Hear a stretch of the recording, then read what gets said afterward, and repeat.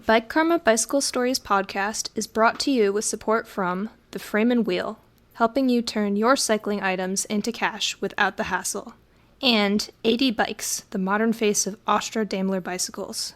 Become bike, become AD Bikes. Episode 77.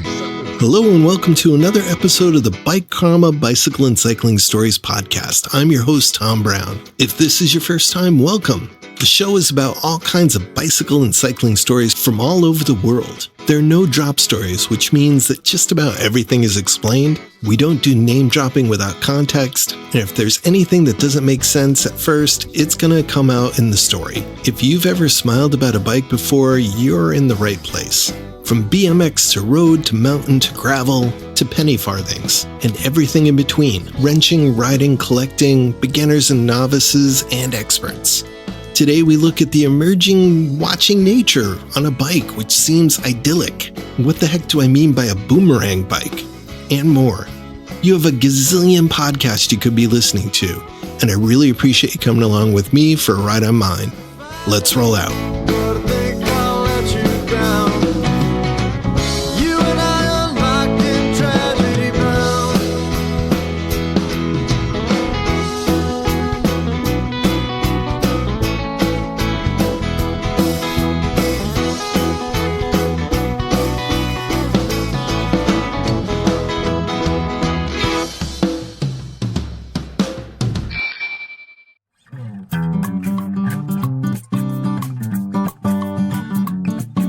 You can see stuff on a bike that you can't see anywhere else. Woodchucks, squirrels, foxes, deer. In my past, I was a park ranger for like 5 years, and the other day, just on a regular bike ride, I got closer to beavers than I had ever gotten before. We just rolled up on them and they were posing. You'll hear about it later, in a different episode. But today's episode is about bird watching. I've had birds touch me while biking. They literally fly past you and hit you in the head sometimes. That's not so fun. But seeing birds is fun.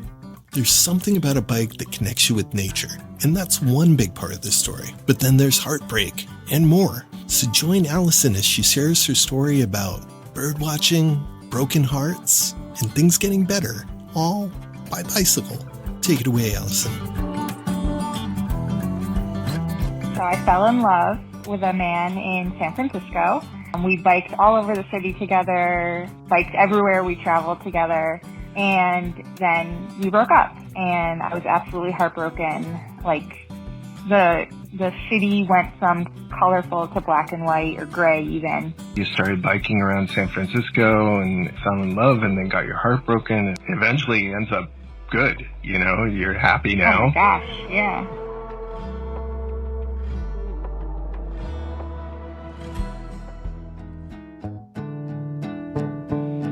Hi, I'm Allison. I live in Wethersfield, Connecticut, and I love biking. Okay, well, this is my story about love and biking and heartbreak. I moved to San Francisco in 2014 from Washington, D.C. I had biked some in Washington, D.C. That's where I bought my bike. And then I met someone, and the city came alive in a new way when we were biking everywhere. I didn't own a car. I relied on public transportation, and I biked mostly for recreation. And then, I started commuting by bike. We started going everywhere by bike, across the bridge, on the ferry, taking our bikes different places, traveling along the West Coast, not by bike, but by train or plane or car, and getting bikes wherever we would go. We biked around Portland, Oregon, Los Angeles, everywhere. It's a way to get to know somebody. It's a way to be next to somebody. And I just found it to be an intimate way of being in a partnership was through biking. I thought this person was someone I would live the rest of my life with. And that's not how it ended up.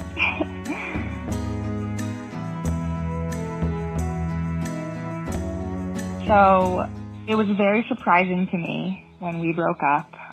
In fact, we were biking home one night from the grocery store, and I had a bunch of groceries kind of like I didn't I didn't have an efficient way yet of moving things like I do now, but I had all these bags kind of on my handlebars, on my backpack, on me, on my arms, and it was hot. We were in Oakland, and I remember being like totally ticked off that I had such a heavy load on my bike, and I felt very overwhelmed. And I like threw the groceries over the porch railing, and he was like, "What is wrong?" I was like, "I'm not feeling good about what's going on." You know, I think within a couple of days we had broken up. I thought it was an issue we could work through, and it ended up not being that. It was a heartbreak that the only way I can describe it is it took the color out of my world. San Francisco was the only place that's ever felt like home to me at that point. I grew up in Connecticut, left when I was 18, moved to Washington, D.C., was there about 10 years, and then was in SF. And if you haven't ever been there, it's a place where it's easy to feel at home. People are welcomed from every walk of life. You can find your person. You can find your group. If you have an interest that you think is funny or wacky or weird, there's a whole group of people there that are also into it. And that was the best part of San Francisco until I met my partner. And when he broke up with me, when we broke up, I couldn't walk the same streets anymore. I couldn't bike the same streets anymore without, feeling the loss.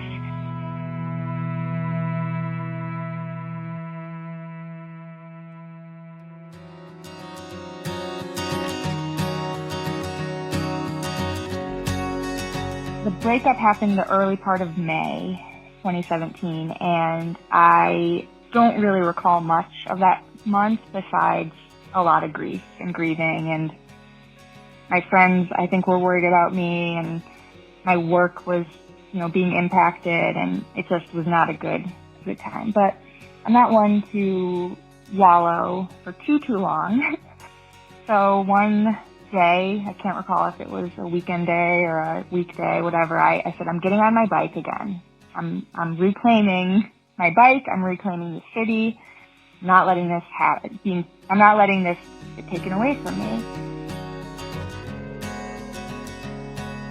And I lived right by Alamo Square, which, the Painted Ladies, if you're familiar with the start of Full House, this dreamscape, right? I live in this beautiful, beautiful neighborhood. And I decided I was going to ride my bike out to Ocean Beach. And so I'm on roads for a little bit, and then I connect to the Panhandle and then into the park. And at that time, cars could still be in the park. San Francisco did a great thing during the pandemic. They took away cars on that road. But at that time, there were still cars. And I made my way through the Panhandle into the park, made my way all the way to Ocean Beach, got a coffee at this little shop that's right on the water, and then turned around and went back. And I said, okay, that was a great little outing, and I can head home now. So I'm about halfway through Golden Gate Park.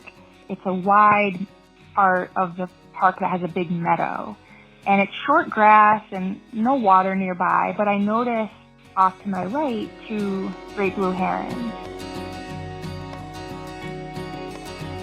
If you're familiar with me through the Wethersfield biking community, you know that I also like to bird, and this is a long time habit. I decided to just pull over my bike and watch these 2 great blue herons. I'm like, what are they doing here? There's no water. We're just kind of in this meadow. I hadn't seen great blue herons in this kind of setting previously. And so I'm sitting there and I'm watching. I don't have anywhere to go. I don't have anything to do, right? I just need to fill my time that previously was filled with this person. And as I'm watching, one of the herons starts to act in a way that I'm not really familiar with. And so I pulled out my camera, my phone, and I start filming. I don't carry a camera when I'm birding usually, but I was like, the bird is doing something funny. So I'm filming from a distance, and the bird sticks its beak deep into the ground and pulls out a little animal, and I can't quite see what it is, so I zoom in, and it's like a gopher or something. As I'm zoomed in, a red-tailed hawk you can hear the screech before you see it. It swoops in, and you just see this flash of the bird as it grabs the gopher that the heron has now dropped from its mouth. It grabs the gopher before it hits the ground and then takes off.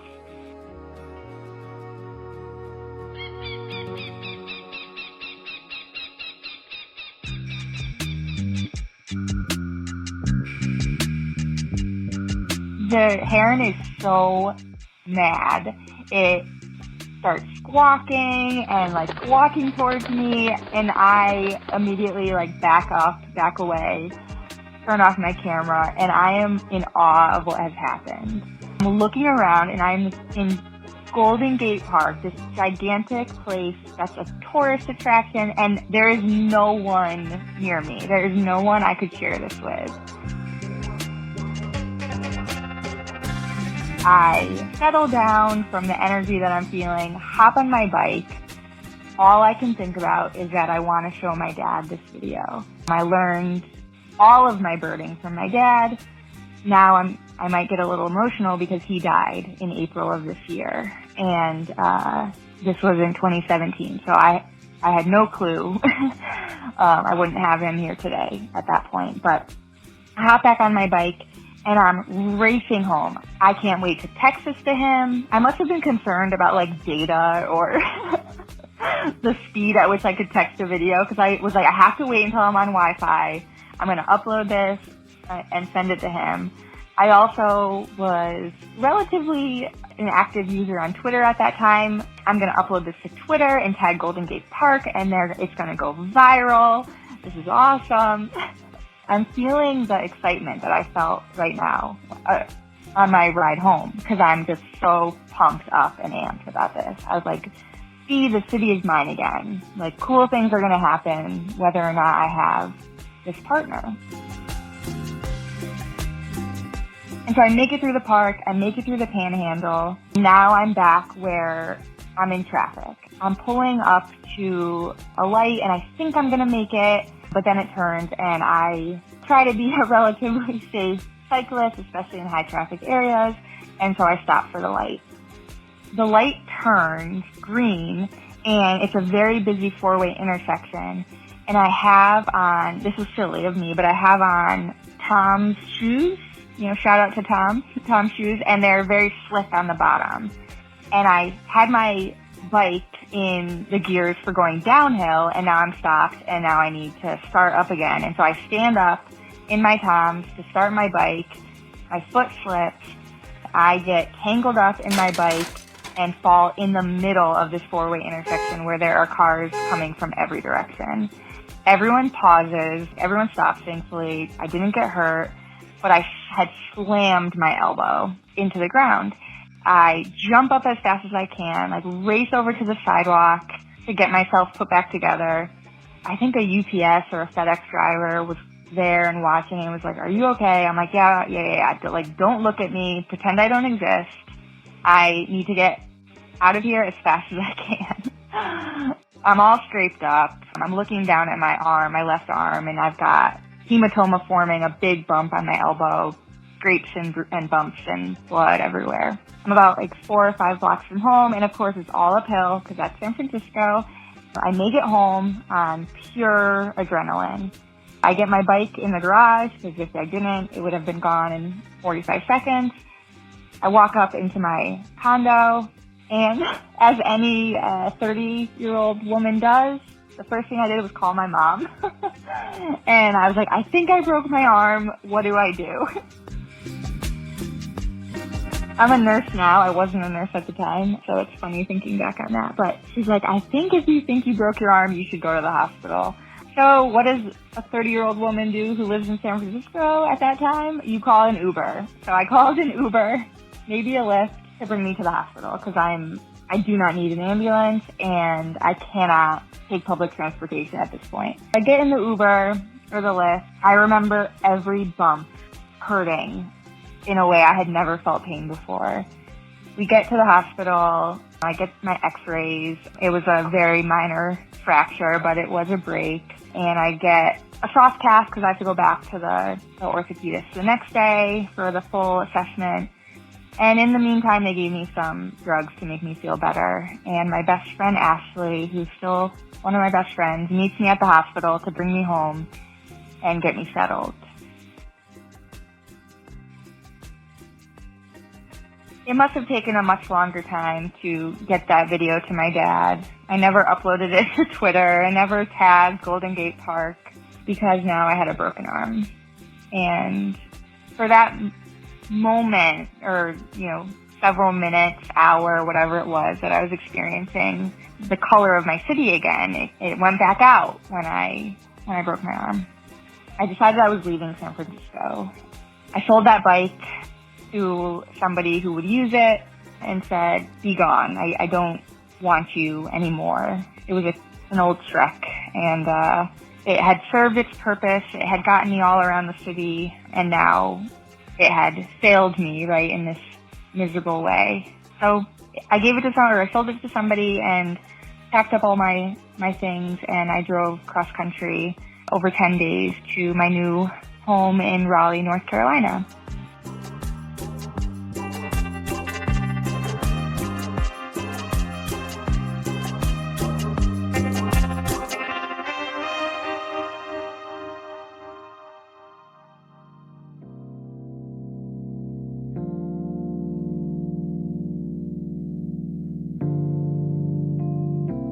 When I moved to Raleigh, I had this beautiful condo in the Person Street area, for anyone familiar with Raleigh. And there was a bike shop right across the street from me. So I said, okay, well, obviously I need a bike. I did own a car at this point, but biking was my preferred mode of transportation. So I go to the bike shop and I get my Kona Rove, which is the bike I still own to this day, and I love it so much, and I highly recommend Kona's as a brand if anyone's looking for a new bike. It's a typical hybrid. It gets me everywhere I need to go. But I bought that bike and committed myself to exploring the city again and figuring out my new city by bike. The love of cycling, thankfully, it transcends partners and cities and whatnot, because I so easily fell back into loving to ride my bike around Raleigh. I'll fast forward through a number of other twists and turns in my life story, but I met my now husband in Raleigh. I think it was our second date. We went for a bike ride, and the date ended when I stepped my foot into a large fire ant hole. Had both ankles covered in fire ant bites. So, the adventures you can have on a bike are infinite.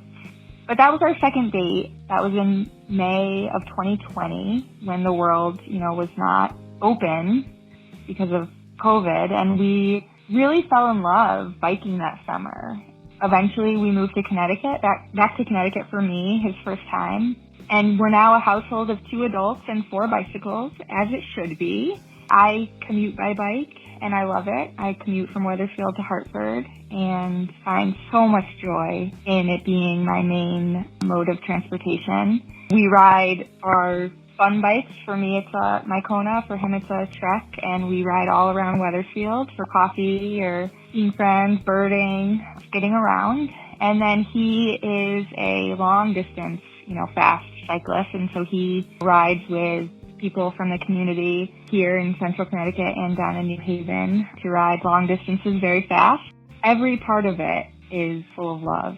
And so that's my story, from heartbreak to a heart full of love again, with a bike all along the way. That's great. If people want to see your birding pictures or go follow you online, where would they go? They can follow me at Pfeffer. I'd also like to shout out Bike West Hartford, Bike Walk Wethersfield, the Great Meadows Conservation Trust, and Bike Walk Rocky Hill.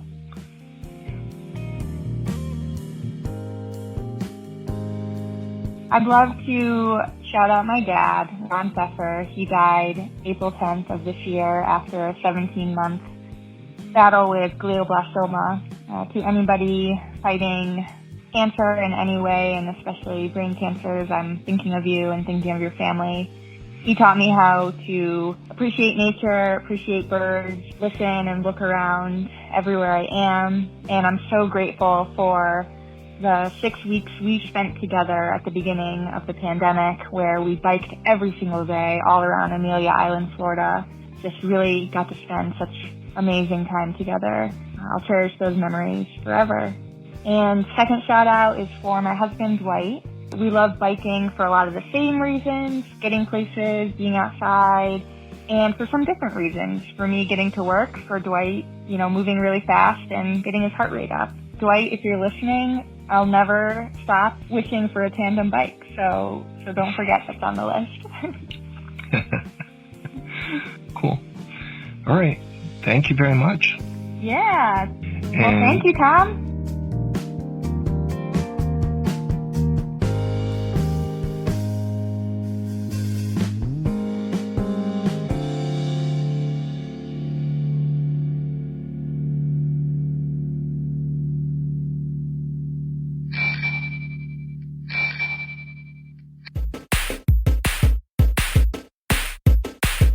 I get frustrated by market forces. Let's say that you want a bathing suit and you want it in August. You're out of luck. The retail sector has already got back to school stuff out and sometimes even Halloween stuff. It's absolute madness. And it's probably why all my bathing suits are at least 10 years old.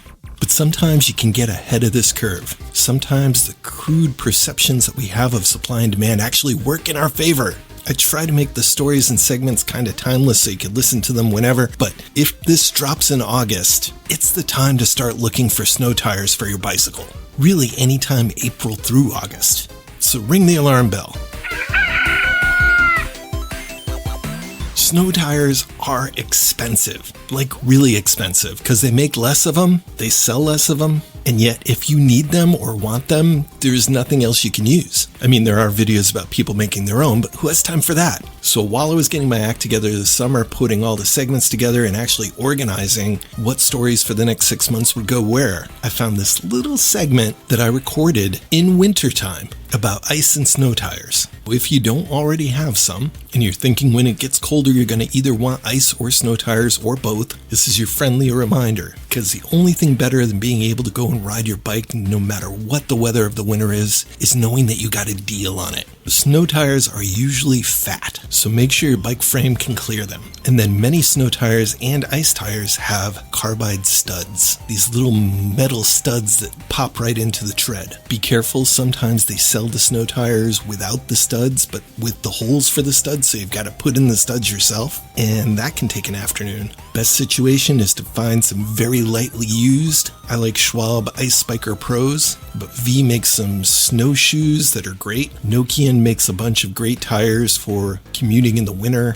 If you're riding where trails aren't groomed, it's tough pedaling through ungroomed areas. So don't be under that misperception that you're going to be able to pedal through 6-inch, 7-inch snow.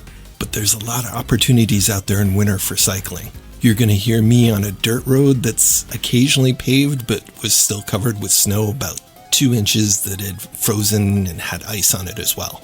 I don't know what your best choice is going to be. You're going to have to do some research on this, but I highly recommend it as a release valve for that long winter.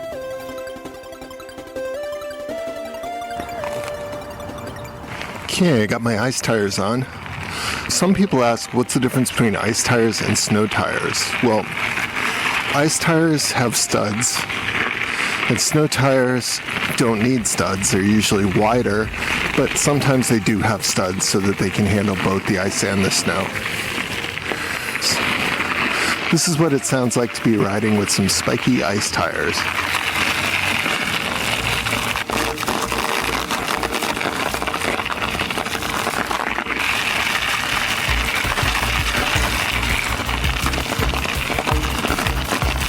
Right now there's a pretty thick icy layer of crusty snow with ice on the bottom and some places ice on the top.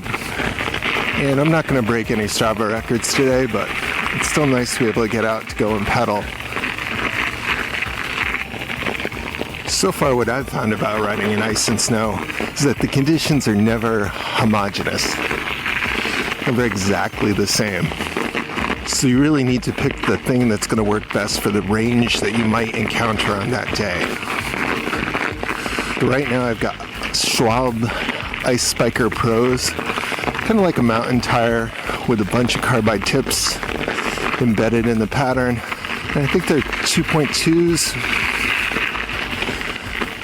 Not super fat, but they're doing pretty well right now.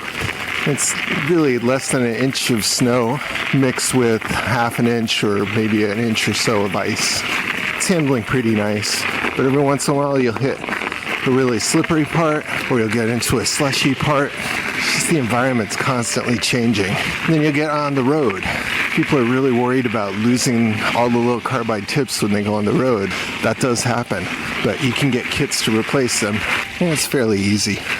This is what the ice bike tires sound like on the road surface. Sounds a little bit like pop rocks. Anyway, regardless of whatever conditions you have to deal with, there's some type of answer for it out there.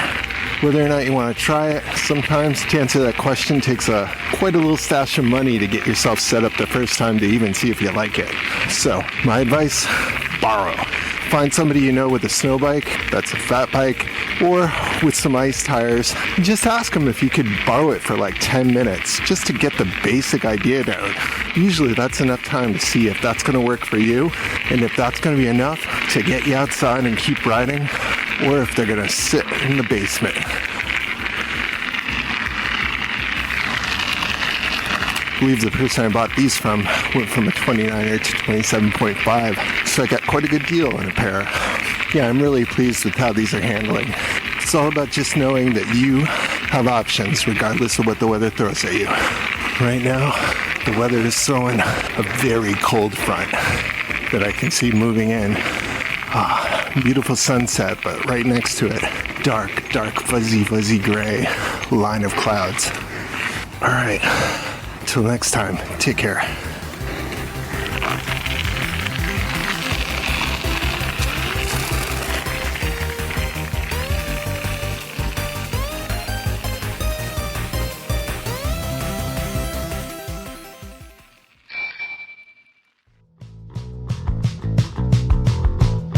And now it's time again for the mid-roll gratitudes. Thank you for listening to the show. If you've enjoyed the stories that you heard and you want to hear more, please check out the back catalog. One of the easiest ways that doesn't cost anything to help the show is to follow, like on any of the social media, leave a nice review, like Cflow77. Thank you very much for leaving a very nice review on Apple Podcast. Really appreciate it. Any type of following or reviews help us to rise in the algorithms and organically grow as a show. You could also become a part of our responsible sticker army, like Vegan Rides, who just dropped me a message and said, hey, yeah, I'd like some free stickers and I'll place them responsibly. You too can get a free pack of stickers. Just DM me on any of the social media or contact me at bikekarmaguy@gmail.com. I'll send a free pack of stickers anywhere in the world where the mail works. And for following on Podbean, which is where we're hosted, so it's very helpful, is Stuart Marshall. Thank you very much for following, and Alan Klinkby. Big thank you to Beerview Mirrors for repping our Bike Karma jersey. Check them out on Instagram. It's Beerview Mirrors, all one word. If you are at all interested in riding with mirrors to be able to see behind you, check them out. He makes some cool ones. Shout out to Bees Bike Works, teaching people how to ride down under. Big thank you to Jimmy, who reached out to tell me about him doing some swim cycling. Swiss cycle? After the last episode, he says that's a ritual he wants to start where he bikes somewhere and swims there. Sounds cool. I want to thank everybody who's patiently waiting with their stories in the queue. I've had a chance to do some planning, and man, I am working on shows that are stacked all the way up to December. But if you have an idea for a story, contact me at bikekarmaguy@gmail.com. Of course, I'd like to thank my small but awesome group of patrons who helped me to pay for the cost of the show. If that's something you feel you'd want to do for as little as $1 a month, you can cancel anytime. You can help me to pay for the costs associated with making this show. Just head on over to Patreon and search up Bike Karma.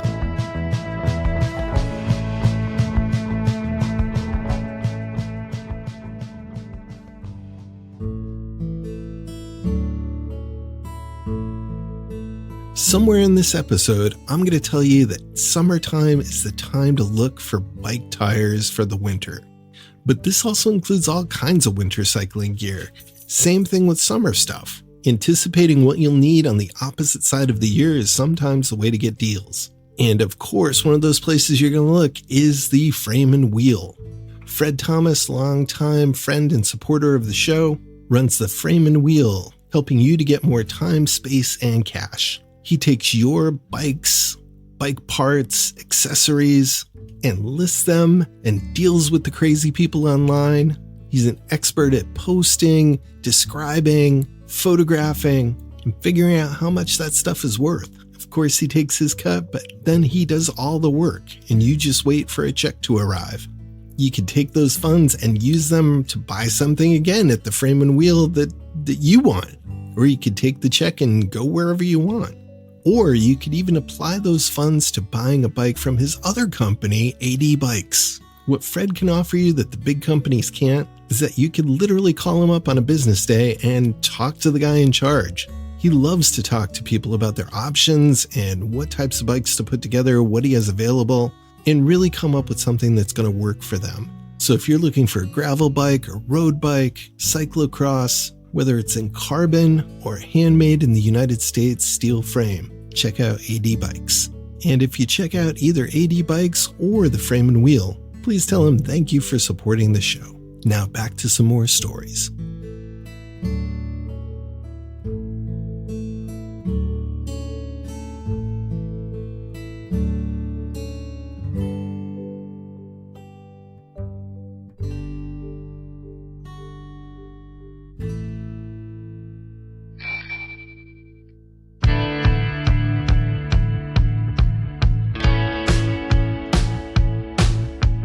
There was this Muppet when I was a kid called New Zealand, and he had a Boomerang fish. He had lots of them. You might remember him. He had a mustache, he was orange, he had a Shakespearean outfit on with one of those big frilled collars. He sounded a little bit like this. Hey, he would throw a fish, and the fish would come spiraling back to him. So what's a boomerang bike? A boomerang bike doesn't mean that you throw it and it comes back to you. Oh, where's the fun in that? It's a bike that goes back and forth a lot.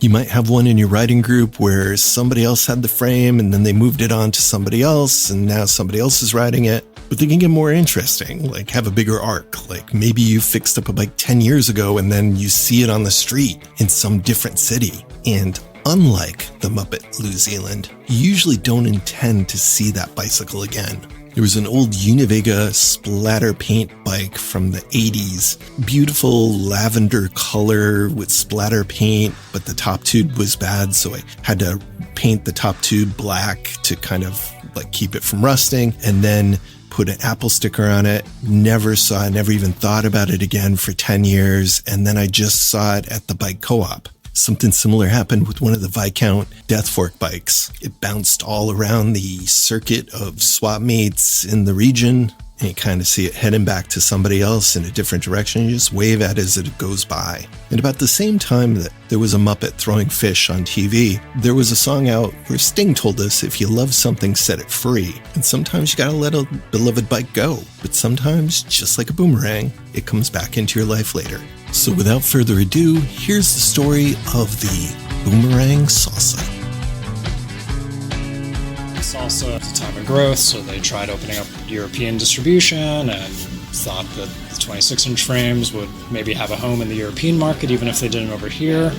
They went to their French distributor and they didn't sell, but to not just sour that relationship, they brought them back. So that frame had actually been built in Taiwan, came to Minnesota, got shipped back to France, came back across the pond to Minnesota, and then came back to my shop in Pennsylvania. So it had already been on a very long global journey before any of this happened. Yeah. Took one and lovingly rode it in central PA for years, moved to Denver, but then had to sell it.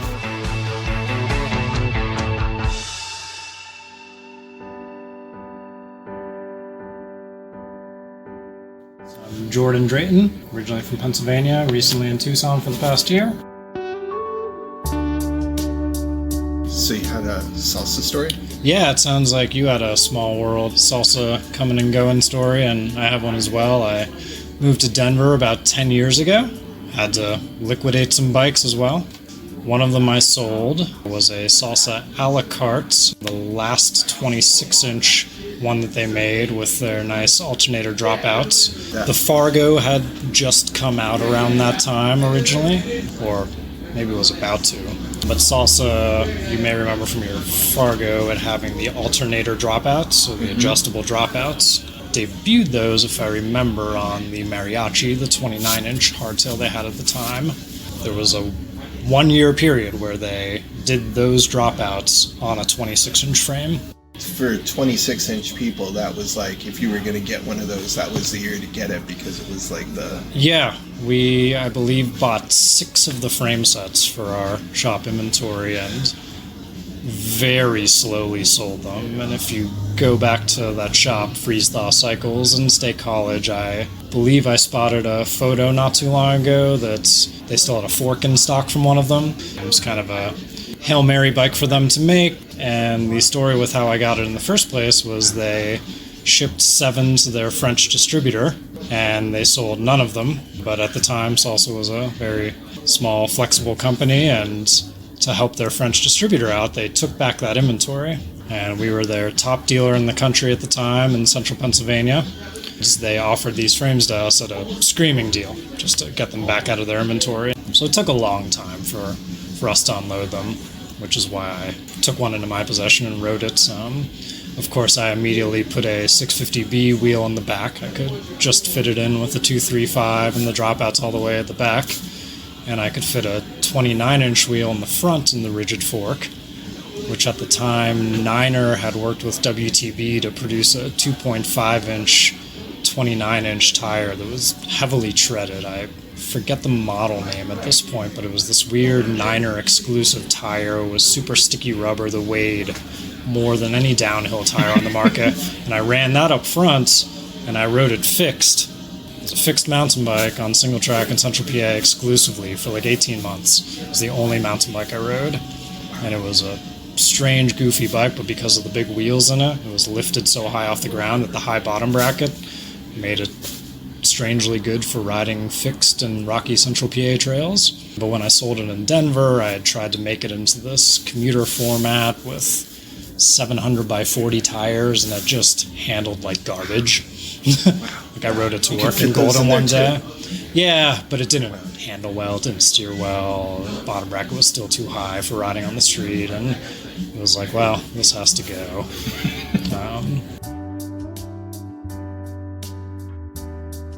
I sold it with a really unique build kit on it. Out of all the bikes I sold in that 6-month period, it was the one that I wished I didn't have to sell. Fast forward a few years, I had moved to Colorado Springs. I was working in the bike industry and had to sell a full suspension bike, a Spot, from Golden, Colorado, to get on brand with a Spanish bike company I was working for. And I started exchanging texts with someone who wanted to buy it, and they had a Central Pennsylvania phone number. So I made some small talk with them about Central Pennsylvania. They sent me a photo of the bike shop sticker on their daily driver, which was a lime green hardtail, and it was my bike shop that I used to be a partner in Central Pennsylvania. And I thought, oh, wow, like you have a bike that came from my shop. Is that a El Mariachi, the 29-inch bike? Yeah, we sold a ton of those. That's so unique. And he said, well, I'm from Central PA, but I got this bike in Denver, and it's an a la carte, the 26-inch one. And I said, I didn't even hesitate. I just said, that's my bike. I sold that bike in Denver. There's absolutely no way there's another one that came into your hands that way. If you would have any interest in making it a part of this deal, let me know. I'd love to work a trade out. On the flip side, if you love that bike, I'm just happy to know it has a good home. Forget about it. Enjoy it. And he said, oh, I ride it every day. It's great. It's gotten me back into riding hardtails. Yeah, I don't know about that. And the following morning, I woke up to a text that was just a photo of that frame with all of the parts stripped off of it saying, I'll be down this afternoon. I'd love to get you your old bike back to you and work out a deal for the bike that I want to get from you.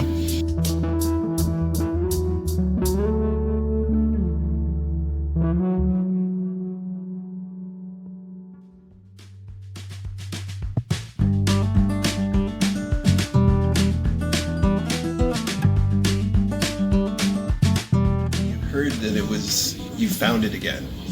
What did you miss about it specifically? I think it was at a point where I had been moving a bunch, still kind of finding my home in the western U.S. I ended up in Colorado Springs for 7 years, and it certainly did feel like home eventually. But I still had some nostalgia for the woods of central PA. And yeah, a lot of the other bikes I sold were cool bikes, but more like commuter bikes or like racing bikes that I didn't have as many like moments with. But this was a bike that I spent a lot of time, and I always loved the story that it went to France and back. And yeah, it was a strange situation where we had a great relationship with Salsa, and we're kind of just part of their story at the right time with our story as college kids that had opened a shop, and grew with them, and we were their top dealer in the country along with Golden Bike Shop at the time, which was, premier Colorado mountain bike shop in a huge market. So it was weird for us to be kind of like trading sales volumes with them in central Pennsylvania. But I ended up then, when I moved to the Front Range, I ended up managing that shop and getting to work there. They were old industry friends, and continued my relationship with the Salsa brand. And here I am many years later, found myself in another small salsa shop on the other side of the country. So, yeah.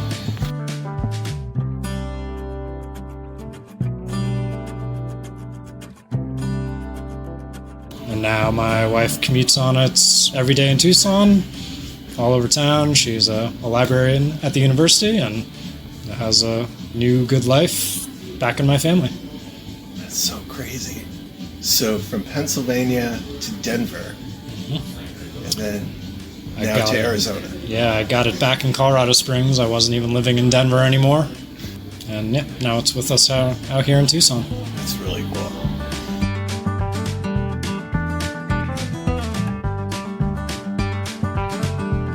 If people want to come down and talk to you about this bike experience, or just come down to a good bike shop in Tucson, where would they go? Transit Cycles. We're in the MSA Annex. We're a small shop with a cool history. Currently the only woman-owned shop in Arizona.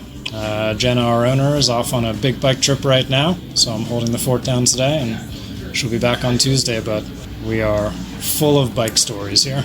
All right. Well, thank you very much. Thank you, Tom. Nice to meet you.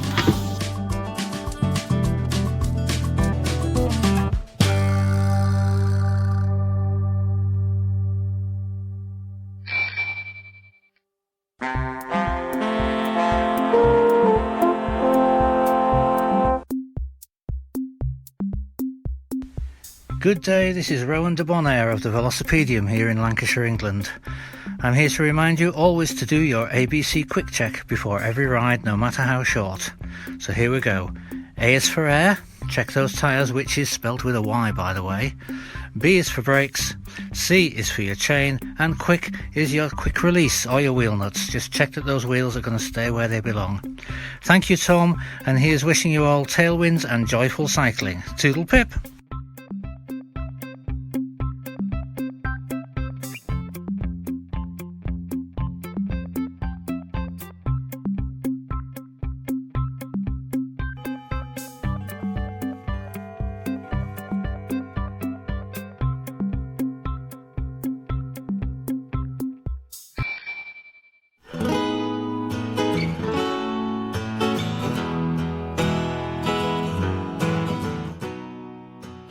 Thank you so much for coming along with me for a ride on another episode of the Bike Karma Bicycle and Cycling Stories podcast.